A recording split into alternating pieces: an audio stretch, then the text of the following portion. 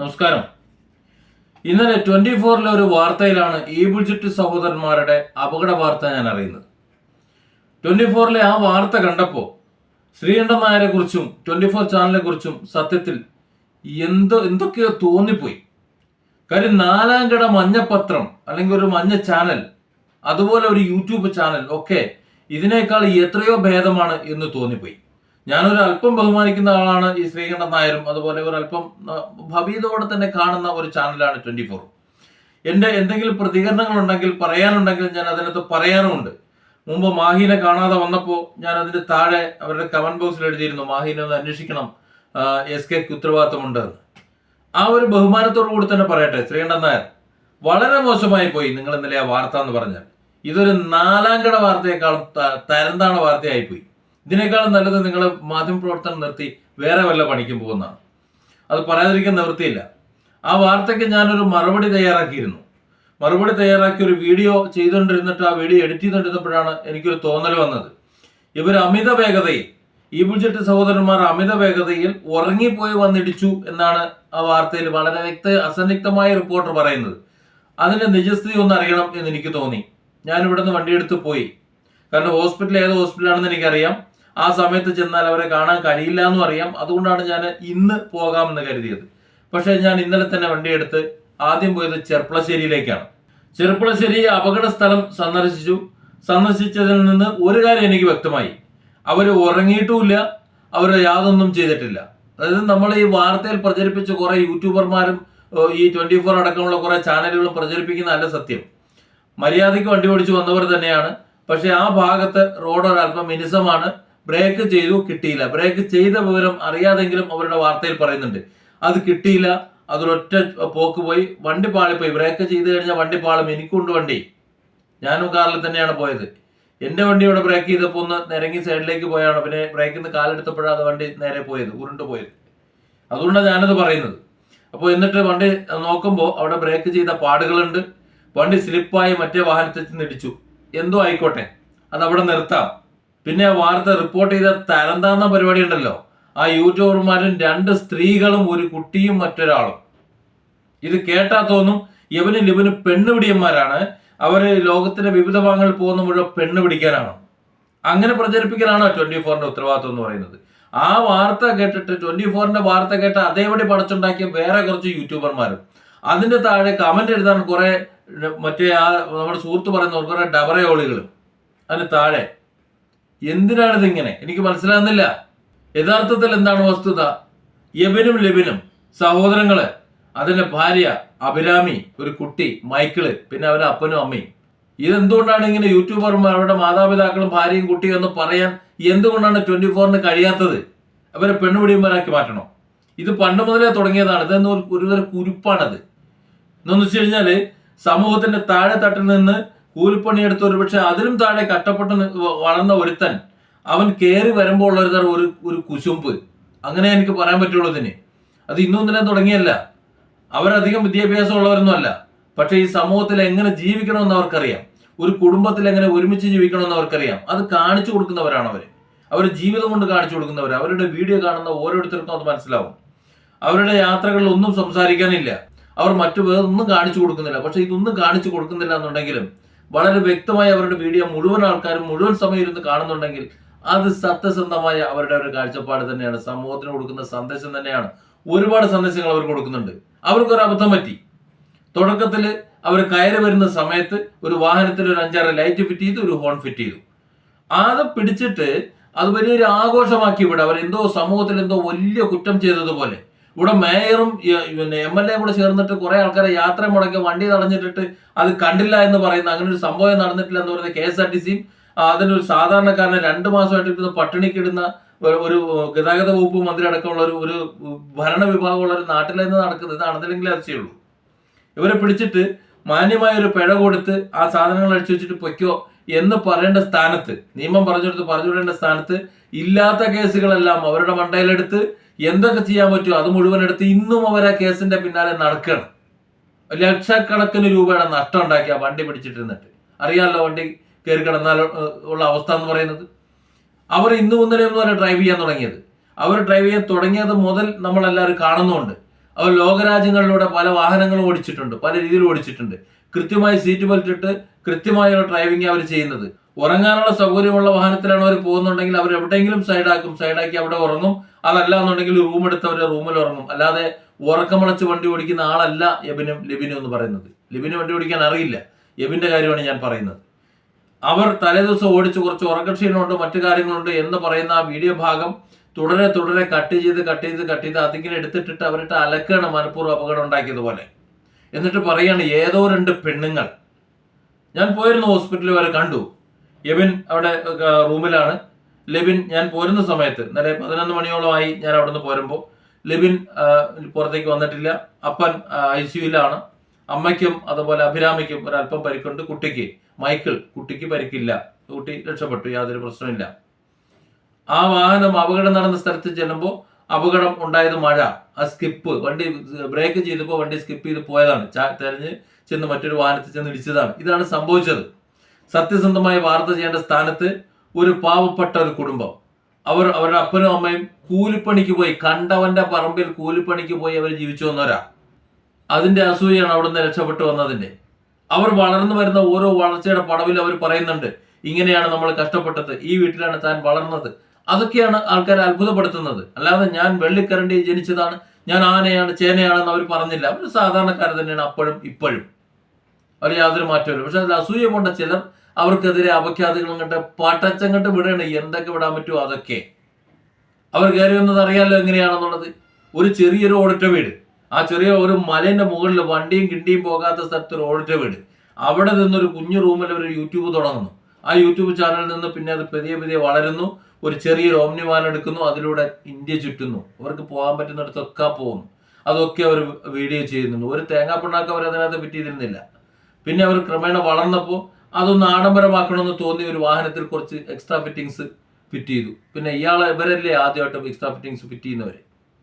ഈ കണ്ട വാഹനങ്ങളിലെല്ലാം ഉണ്ട്, എല്ലാ വാഹനങ്ങളിലും ഉണ്ട് എക്സ്ട്രാ ഫിറ്റിങ്സ്. ഏത് വാഹനത്തിലേ ഇല്ലാത്തത്? അപ്പോൾ ആ വാഹനമൊക്കെ ഇതേ രീതിയിൽ പിടിച്ചിട്ട് കണ്ട് വലിയ കേസെടുത്ത് അവരെ കുടുംബം കുളന്നുകൊണ്ടാണ് സാധാരണ ചെയ്യുന്നത്. അതായത് അവരുടെ വരുമാനം മുടക്കലായിരുന്നു MPD അടക്കമുള്ളവരുടെ ഉദ്ദേശം. ആ വണ്ടി പിടിച്ചിട്ട് അവരങ്ങനെ വളരണ്ട, അവൻ കോരന്റെ മകൻ എപ്പോഴും കോരനായിട്ട് ജീവിച്ചാൽ മതി, അവനങ്ങനെ കയറി പോകേണ്ട ആവശ്യമില്ല എന്നൊരു തരം അസൂയായിരുന്നു അന്ന് ആ ചെയ്തത്. പക്ഷെ പൊട്ടനെ കിട്ടനെ ദൈവം ചോദിക്കുന്നു പറയുന്ന പോലെ അവരവരുടെ വാക്കിന് കയറിപ്പോയി, ബാക്കിയുള്ളവർ കുടുങ്ങി. അത്രേ ഉള്ളൂ. ഇവിടെ സത്യത്തിൽ ഇവരെ ആക്ഷേപിക്കാൻ, പെണ്ണുപിടിയന്മാരാക്കാൻ നോക്കൂ. എത്ര രാജ്യങ്ങളിലൂടെ ഒരു വണ്ടി ഓടിച്ച് നോക്കൂ. നമ്മുടെ നാട്ടിലെ വണ്ടി ഇടതുവശത്തൂടെ നമ്മൾ വണ്ടി ഓടിക്കുന്നത്, നമ്മൾ സ്റ്റിയറിംഗ് വീല് വലതുവശത്താണ്. പക്ഷെ വലതുവശത്തോടെ വണ്ടി ഓടിക്കേണ്ട സ്ഥലത്ത് പോലും ഇവർ യാതൊരു അപകടവും ഇല്ലാതെ മര്യാദയ്ക്ക് അവർ വണ്ടി ഓടിച്ചു. കാരണം അവർക്കറിയാവുന്നത് കൃത്യമായി കയറി പോകേണ്ടത് കയറിപ്പോയും അല്ലാതെ പോയും തെറ്റുകളും കുറ്റങ്ങളും ചിലർ കാണിച്ചു കഴിഞ്ഞാൽ അതൊക്കെ വിളിച്ചു പറഞ്ഞും അവരെ ഭാഗത്തു നിന്ന് അബദ്ധം വന്നു കഴിഞ്ഞാൽ അതുവരെ പറഞ്ഞ് മറ്റുള്ളവർ ആവർത്തിക്കാതിരിക്കാൻ വേണ്ടി തിരുത്തി കൊടുത്തും മര്യാദയ്ക്ക് പോവുകയാണ്. ഒരു കുടുംബം എങ്ങനെ ജീവിക്കണമെന്നൊരു കാണിച്ചു കൊടുക്കുകയാണ്. അവർ രണ്ടുപേരും കള്ള് കുടിക്കണില്ല, സിഗരറ്റ് വലിക്കണില്ല, ലഹരി മരുന്ന് ഉപയോഗിക്കുന്നില്ല, അമ്മാതിരിയുള്ള യാതൊരു തോന്നിയാസമല്ല. സകല യൂട്യൂബർമാരെയും സകല സിനിമാക്കാരെയും സകലരെയും ആക്ഷേപിച്ചുകൊണ്ട് നടക്കുന്നുണ്ടല്ലോ. സിനിമയിലൊക്കെ മയക്കുമരുന്നിന്റെ കുത്തകയാണെന്ന് പറയുന്നുണ്ട്. പക്ഷെ എബിന്റെയും ലിബിന്റെയും കേസിൽ അങ്ങനെ എന്തെങ്കിലും നിങ്ങൾക്ക് കാണിച്ചു തരാൻ പറ്റുമോ? അവരുടെ വീട്ടിൽ അവരുടെ അപ്പനും അമ്മയും കുട്ടിയും അവന്റെ ഭാര്യയും എല്ലാവരും ചേർന്ന് ജീവിക്കുന്ന ആ ഒരു ഒരുമയുണ്ടല്ലോ, അത് നിങ്ങൾക്ക് വേറെ ഏതെങ്കിലും കുടുംബത്തിൽ കാണിച്ചു തരാൻ പറ്റുമോ? എന്നിട്ട് അതിന്റെ താഴെ വേറെ ഡവറയോളി പറയുന്ന ഒരു വർത്താനുണ്ട്. ഈ ഒരുത്തൻ മല്ലു ട്രാവലർ എന്ന് പറഞ്ഞ ഒരുത്തനുണ്ട്. അവൻ ഒരു അറബിച്ച് പീഡിപ്പിച്ചത്രേ. ഈ പറയുന്നത് കേട്ടാൽ തോന്നുന്നു അവന്റെ വീട്ടിൽ വെച്ചാണ് പീഡിപ്പിച്ചത്. അതിന്റെ കഥയൊക്കെ അറിയാം എന്താണെന്നുള്ളത്. മല്ലു ട്രാവലിന്റെ കഥ ഇത് തന്നെയാണ്. അയാളും ഒന്ന് കയറി വന്നത് മറ്റൊരു ചിലർക്കും പറ്റിയില്ല. എന്നിട്ട് അവനെ പിടിച്ചിട്ട് അലക്കി. അതിന്റെ വസ്തുത അതിനുശേഷം എന്താ സംഭവിച്ചത് നമ്മളെല്ലാവരും കണ്ടു. കുറച്ച് പണം അടിച്ചെടുക്കാൻ വേണ്ടിയിട്ട് ചെയ്തൊരു പണി. ഒരു പെണ്ണെന്തെങ്കിലും വന്ന് കരഞ്ഞ് ഒലിപ്പിച്ചു കഴിഞ്ഞാൽ അതിന്റെ പിന്നാലെയാണ് പോണത്. അത് നമ്മുടെ മേയറുടെ കാര്യം അടക്കം നമുക്ക് അറിയാവുന്നതാണ്. ഒരു പെണ്ണ് എന്ന പരാതി, ഒരു ലൈംഗിക ആക്ഷേപം എന്ന് പറഞ്ഞപ്പോഴത്തേക്ക് കേരളത്തിലെ മുഴുവൻ ആൾക്കാരെയും അതിന്റെ പിന്നാലെ പോക്കാന്ന് കരുതി. പക്ഷെ ജനങ്ങൾക്ക് അത് തിരിയുന്നുണ്ട്. ജനം തിരിയുന്നത് കൊണ്ടാണ് ഇന്ന് കേരളത്തിലെ ഓരോ സാധാരണക്കാരും യദുവിന്റെ പിന്നിൽ അണിനിരക്കുന്നത്. അതുപോലെ തന്നെയാണ് ഈ ബുൾജെട്ടി സഹോദരങ്ങളുടെ കാര്യം പറയുന്നത്. ഇങ്ങനെ ഈ പറയുന്നത് ഗവൺമെന്റാണ് പിന്നിൽ നിൽക്കുന്നുണ്ടെങ്കിൽ ഇത് ഒരു വിഭാഗം ഞരമ്പ് രോഗികളെന്ന് എനിക്ക് പറയാൻ പറ്റൂ. ആ ഞരമ്പുകൾ രോഗികളുടെ കൂട്ടത്തിൽ ശ്രീകണ്ഠൻ നായരുടെ ചാനലും ഉൾപ്പെട്ടതുപോലുള്ള ഒരു വിഷമമാണ് ഞാൻ ഈ പറയുന്നത്. ഇത് ഭൂലോകം മോശമായിപ്പോയി മിസ്റ്റർ ശ്രീകണ്ഠൻ നായർ, നിങ്ങളുടെ വാർത്ത അവതരണം എന്ന് പറയുന്നത്. അവരുടെ വീഡിയോ മുക്കി അവരുടെ വീഡിയോ അവർ മുക്കും. അതിനെന്താ പ്രശ്നം? അവർ ആ ഉറക്കക്ഷീണത്തിന്റെ കാര്യം അവിടെ പറഞ്ഞിട്ടുണ്ട്. നിങ്ങൾ ആ സ്ഥലം സന്ദർശിച്ചോ? അവിടെ ബ്രേക്ക് ചെയ്യുന്ന പാടുണ്ട് എന്ന് പറഞ്ഞു. ആ പാട് എവിടെയാണെന്ന് നിങ്ങൾ നോക്കിയോ? എന്നിട്ട് നിങ്ങൾ അവർ ഉറങ്ങി വണ്ടി ഓടിച്ചത് നിങ്ങൾ കണ്ടോ? എന്താ സാമാന്യ ബോധമില്ലേ? ഒരു കുട്ടിയുണ്ട്, ഭാര്യയുണ്ട്, അപ്പനുണ്ട്, അമ്മയുണ്ട്, അനിയനുണ്ട്, ജ്യേഷ്ഠനുണ്ട്. ഒരു കുടുംബം സഞ്ചരിക്കുന്ന ഈ വാഹനം അമിത വേഗതയിൽ അശ്രദ്ധമായി വണ്ടി ഓടിക്കുമെന്ന് പ്രചരിപ്പിക്കുന്ന നിങ്ങളെ കുറിച്ച് എന്താ പറയാനുള്ളത്? രണ്ട് ഫ്രീക്കന്മാർ ബൈക്ക് ഓടിക്കുകയാണ്, അല്ലെങ്കിൽ ആൾട്ടർ ചെയ്ത ഒരു കാറോ ജീപ്പോ ഓടിക്കുകയാണെന്നുണ്ടെങ്കിൽ നിങ്ങൾ ഈ പറഞ്ഞതിൽ ഒരുപക്ഷെ എന്തെങ്കിലും കഴമുണ്ടായിരിക്കും. ഇവരൊരു കുടുംബത്തോടൊപ്പം യാത്ര ചെയ്യാണ്. ആ കുടുംബത്തോടെ യാത്ര ചെയ്യുമ്പോൾ ആ കുടുംബത്തിന്റെ സുരക്ഷിതത്വം നോക്കിയ ഒരു യാത്രയുള്ളൂ. നോക്കൂ, ഇത്ര വലിയൊരു ആക്സിഡന്റ് നടന്നിട്ടും ലിബിന് മുന്നിലുണ്ടായിരുന്നിട്ട് ഒരു കുറച്ച് പരിക്കുകളോടെ അവർ രക്ഷപ്പെട്ടേക്കാണ്. വലിയ പരിക്കുകൾ, വളരെ ഗുരുതരമായ പരിക്കുകൾ അവർക്കില്ല. ഉണ്ടോ ഇല്ലയോ എന്ന് പരിശോധിക്കുന്നത് മാത്രമേ ഉള്ളൂ. അതെന്തുകൊണ്ടാണ്? കൃത്യമായി സീറ്റ് ബെൽറ്റ് ഇട്ട് കൃത്യമായ ഒരു ഡ്രൈവിംഗ് നിയമങ്ങൾ പാലിച്ചത് കൊണ്ടാണ്. എന്തേ അത് നിങ്ങൾ പറയാത്തത്? എന്നിട്ട് അവർ ആക്ഷേപിക്കാൻ വേണ്ടി ഈ കണ്ട രാജ്യങ്ങളിലൊക്കെ അവർ രണ്ടുപേര് മാത്രം സഞ്ചരിച്ച് ആ രണ്ടുപേരും മാത്രം പോയി അതിനകത്ത് ഉറങ്ങി ഇതൊക്കെ കഴിഞ്ഞിട്ട് ഒരു പെണ്ണിനെയോ അല്ലെങ്കിൽ വേണ്ടാത്ത ഒരുതരം ബന്ധങ്ങളിലേക്ക് പോകാത്ത അവർ ആ രീതിയിലുള്ള യാതൊരു കാര്യങ്ങളും എന്തെങ്കിലും ഉണ്ടെങ്കിൽ സംസാരിക്കും, അവർ തന്നെ സംസാരിക്കും. അങ്ങനത്തെ അവരെ ഈ കേരളത്തിൽ സ്വന്തം നാട്ടിൽ ചെർപ്പുളശ്ശേരിയിൽ വെച്ചൊരു പെണ്ണ് കേസിൽ പെടുത്താനുള്ള ഒരു ശ്രമം ഉണ്ടല്ലോ, അത് ലജ്ജാവഹമാണ് സാർ. പ്രതികരിക്കാതിരിക്കുന്ന വൃത്തിയില്ല. ആ ഓടിട്ട വീട് താങ്കൾ കണ്ടിട്ടുണ്ടോ? ആ ഓടിട്ട വീട്ടിൽ നിന്ന്, ചോരുന്ന വീട്ടിൽ നിന്ന് അവർ തുടങ്ങിയതാണ് യാത്ര.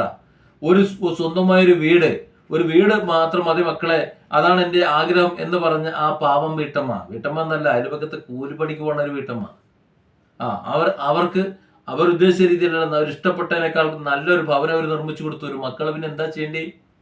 എന്നിട്ട് അവർ ആ വീട് വെച്ചതിന് അവിടെ എന്തൊക്കെ ഗുലുമാലുണ്ടായി എന്നുള്ളത് പിന്നെ നമുക്കറിയാം. അവിടെയും അസൂയാണ്. അവിടെ ഒരു വീട് കൊണ്ടുവെക്കുമ്പോൾ പിന്നെ അവരിട്ട് ബുദ്ധിമുട്ടിക്കുക, വേറെയുള്ള ബുദ്ധിമുട്ടിക്കുക, നാട്ടുകാരെ കൊണ്ട് ബുദ്ധിമുട്ടിക്കുക, ഇതൊക്കെ ഇതിന്റെ ഭാഗമായിട്ട് ഉണ്ടായിരുന്നതാണ്. എന്നിട്ട് പോലീസ് സ്റ്റേഷനിൽ കൊണ്ട് പരാതി പറഞ്ഞു കഴിഞ്ഞാൽ പോലീസ് ഇപ്പൊ യദുവിന്റെ കാര്യം പറഞ്ഞതുപോലെ കേസ് എടുക്കാതിരിക്കുക, അന്വേഷിക്കാതിരിക്കുക, എന്നിട്ട് അവർക്കെതിരെ വേണ്ട കാര്യങ്ങളൊക്കെ നോക്കുക, അവർക്കെതിരെ പരാതി കൊടുക്കുന്നവരെ സപ്പോർട്ട് ചെയ്തിട്ട് അവരെ പിന്നാലെ പോവുക. ഇതൊക്കെ നമ്മളെ ഭരണകൂടം അവരോട് ചെയ്തതാണ്. ഇങ്ങനെ ചെറ്റത്തരം കാണിക്കുന്ന ഭരണകൂടത്തോടും അതുപോലെ ഈ രീതിയിൽ അവരെ ശല്യപ്പെടുത്തുന്ന അവരുടെ ചുറ്റുവട്ടത്തുള്ള കുറച്ചെണ്ണത്തോടും പട പൊരുതിയിട്ടാണ് അവരിങ്ങനെ കയറി വരുന്നത്. അവർക്ക് ജീവിക്കണ്ടേ? അവരുടെ യൂട്യൂബ് വരുമാനം ഉണ്ടാക്കുന്നെങ്കിൽ അവരതിന്റെ എഫേർട്ട് എടുത്തിട്ടാണ്. ജീവൻ പണയം വെച്ചും ജീവിതം പണയം വെച്ചും അവർ സഞ്ചരിച്ചിട്ടാണ്. ലോകരാജ്യങ്ങളിലെ നിയമങ്ങൾ പലയിടത്തും പലതാണ്. അതൊക്കെ മനസ്സിലാക്കി തന്നെയാണ് അവർ യാത്ര ചെയ്യുന്നത്. ആ യാത്ര ചെയ്യുമ്പോൾ ഉണ്ടാകുന്ന ബുദ്ധിമുട്ടുകൾ അവർ പറയുന്നുണ്ട്. പക്ഷെ വലിയ ബുദ്ധിമുട്ടുകൾ നമ്മളെ അറിയിക്കുന്നില്ലെന്നേ ഉള്ളൂ. അവർ മുന്നൊരുക്കങ്ങൾ തരുന്നുണ്ട്. നിങ്ങൾ അത് ചെയ്യരുത്, ഇത് ചെയ്യരുത്, ഇങ്ങനെ ചില വിഷയങ്ങളുണ്ട് എന്ന്. എന്തൊക്കെ പ്രശ്നങ്ങൾ അഭിമുഖീകരിക്കുന്നത് നിങ്ങൾക്ക് അറിയാമല്ലോ. അവരുടെ കുടുംബം ഏതാണ്ട് ഒരു 10-18, 10-20 ദിവസം ഒരു മലമുകളിലും മഞ്ഞിന്റെ ഇടയിൽ കുടുങ്ങിപ്പോയത്.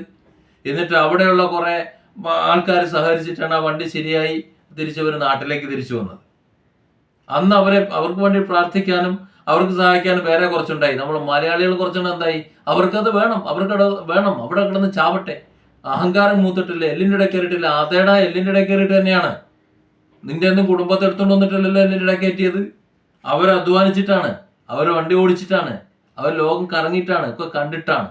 അതിനൊരു യോഗ്യത അവർക്കുണ്ട്. അതുകൊണ്ട് അവരെ ചൊറിഞ്ഞ് നടക്കണ്ട, അവരെ നശിപ്പിക്കാൻ നിൽക്കണ്ട. ഇവിടുത്തെ സത്യം എന്ന് പറയുന്നത് വണ്ടി സ്കിപ്പ് ചെയ്തു മറ്റൊരു വണ്ടിയിൽ ചെന്ന് ഇടിച്ചു. അപകടം ആദ്യമായിട്ടൊന്നും അല്ല ഉണ്ടാകുന്നത്. അവർ സീറ്റ് ബെൽറ്റ് ഇട്ടിരുന്നു, അവർ മാന്യമായ വേഗതയിലായിരുന്നു.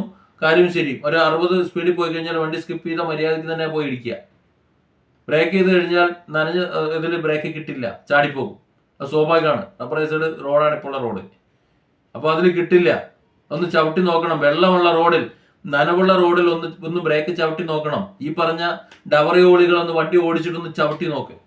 അപ്പോൾ അറിയാം എങ്ങനെയാണത് കിട്ടുമോ കിട്ടൂല എന്നുള്ളത്. ചെർപ്പുളശ്ശേരിയിൽ നിന്ന് ഞാൻ നേരെ പോയത് പെരിന്തൽമണ്ണ അൽസുഫയിലേക്കാണ്. അൽസുഫയിൽ പോയി യബിനെ കണ്ടു. അതുപോലെ യബിന്റെ പപ്പായെ കാണാൻ പറ്റിയില്ല, ലിബിനെ കാണാൻ പറ്റിയില്ല. പിന്നെ മറ്റവരുടെ സുഹൃത്തുക്കൾ ഒത്തിരി പേര് അവിടെ ഉണ്ട്. അവരെല്ലാവരെയും കണ്ടു, സംസാരിച്ചു. ഏകദേശം 10-11 മണിയോടുകൂടി ഞാൻ അവിടെ നിന്ന് പോന്നു. ഇന്നലെ തന്നെ ഈ വീഡിയോ ചെയ്തിട്ടുണ്ടെന്ന് എനിക്കുണ്ടായിരുന്നു. കാര്യം എൻ്റെ പ്രതികരണം എന്ന് പറഞ്ഞാൽ അത് യഥാസമയം പ്രതികരിക്കണമല്ലോ. എനിക്കിപ്പോൾ കീഴവീട്ടിൽ ആരും നോക്കേണ്ട ആവശ്യമില്ല. ഇതിനേക്കാളും താഴെ കടയിൽ നിന്ന് വളരെ ബുദ്ധിമുട്ടി കഷ്ടപ്പെട്ടാണ് ഞാനും കയറി വരുന്നത്. ഞാനും ഒരു സാധാരണക്കാരനാണ്. എന്നെ സംബന്ധിച്ചിടത്തോളം ഈ ചെറുപ്പക്കാർ കഷ്ടപ്പെടുന്ന കഷ്ടപ്പാട് എനിക്ക് മനസ്സിലാവും. അതുകൊണ്ട് അവരെ പെണ്ണുപിടിയന്മാരാക്കി, കള്ളുകുടിയന്മാരാക്കി, ട്രാഫിക് വയലേഷൻ നടത്തുന്നവരാക്കി ചിത്രീകരിച്ചുകൊണ്ട് പിന്നെ ഈ സാമൂഹ്യ ദ്രോഹികളാക്കി മാറ്റാൻ വേണ്ടി ശ്രമിക്കുന്ന 24 അടക്കമുള്ള കുറെ കൂതറകളുണ്ടല്ലോ. അവരുടെ ആ താളത്തിനൊത്ത് അത് കേട്ട് വിശ്വസിച്ച് അത് കേട്ടുകൊണ്ട് മിണ്ടാതിരിക്കാനുള്ള ഒരു ബുദ്ധിശൂന്യതൊന്നും എനിക്കില്ലാത്തതുകൊണ്ട് മാത്രമാണ് ഞാനിത് പറഞ്ഞത്.